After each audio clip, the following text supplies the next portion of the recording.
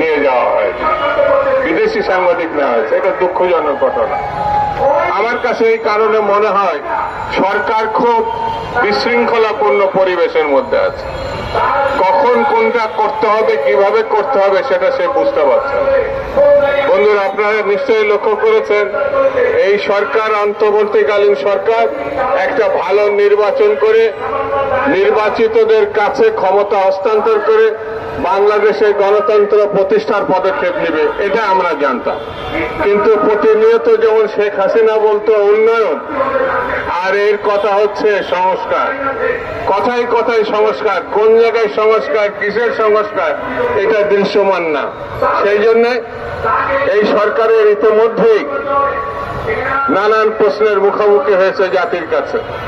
আমার কাছে মনে হয় এই সরকার খুবই সরল, আর না হলে ধুরন্ধর, দুটোর একটি হবে।